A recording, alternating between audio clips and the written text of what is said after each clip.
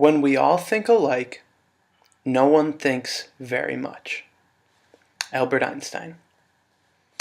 Hi everybody, my name is Nicholas Barbado, and today I'm going to be talking to you about groupthink. In this video, I apply the concept of groupthink to a situation at the daycare that I work at.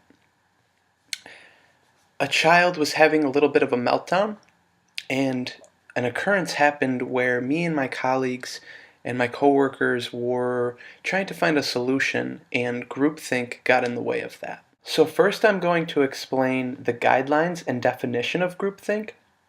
Secondly, I'm going to apply how the concept of groupthink created issues when me and my coworkers were looking for the solution to this child's meltdown. And third, I'm going to recommend some tips on how to improve communication and avoid groupthink in the workplace and in everyday life. So first, the definition of groupthink. The groupthink hypothesis was created by Irving Janis and his colleagues, and it basically emphasizes understanding how when a unit comes together to think as one and cohesively, it can lead to high group satisfaction and the group really feeling as if they're accomplishing, but at the same time, the output of what they're accomplishing is ineffective due to over-rationalization and overconfidence. They feel that the things they're thinking about and the solutions that they're coming to are correct. So this is a problem because when you have a group that constantly thinks what they're talking about and the solutions that they're coming to are correct, then outside opinion or double fact-checking of the work doesn't necessarily get done. So this concept became an issue to transfer over from the definition of groupthink now to my case study.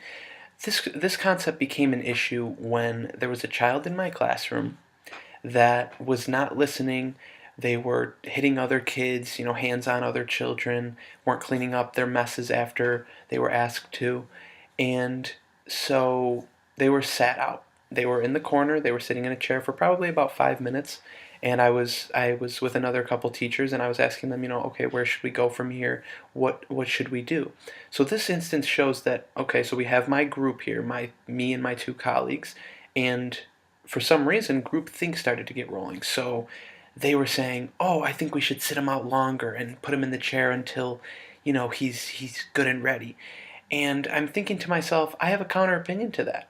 I think that that's probably not the best solution, but I felt as if it wasn't okay to speak up. I felt as if the group that I was in at that point was involved in groupthink and they wanted to sit him out longer and they felt like that was the best idea. I did not feel that way. And that's a big issue with groupthink is when somebody wants to voice an outside opinion, the group over-rationalizes. The group kind of gets tunnel vision and believes that what they're thinking and the solution they already came up with is correct.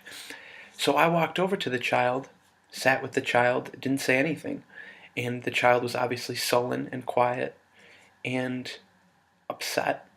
So I just sat with them and I mirrored their behavior, and that seemed to be the better option as opposed to just sitting them longer or yelling at them and lecturing them over and over about what they should have been doing.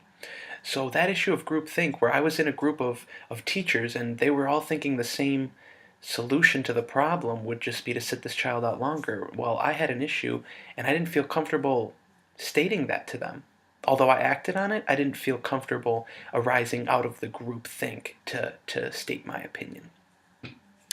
So I'd like to recommend some tips for anybody that gets involved in an occurrence like this, whether it's working with a group at work or working with a group at school or in your home with your family. And so the first tip is going to be keep an open mind. And you want to keep an open mind because everybody's going to have good knowledge to bring, and you can really open yourself up to that when you really just think about it and you know that you don't know it all. So when you realize that you don't know it all and you keep an open mind, you can then hear the opinions of others around you and then possibly create a great solution to kind of break groupthink down, because then you can talk with each other. The next tip is be a good listener and be somebody who wants to achieve with a strong sense of why. So you want to achieve with a strong sense of why, because if you know why you're doing something and you know what goal you're reaching for and what you really need, then over rationalization and overconfidence in the group is less likely to happen because you and your teammates will be searching for the best possible solution.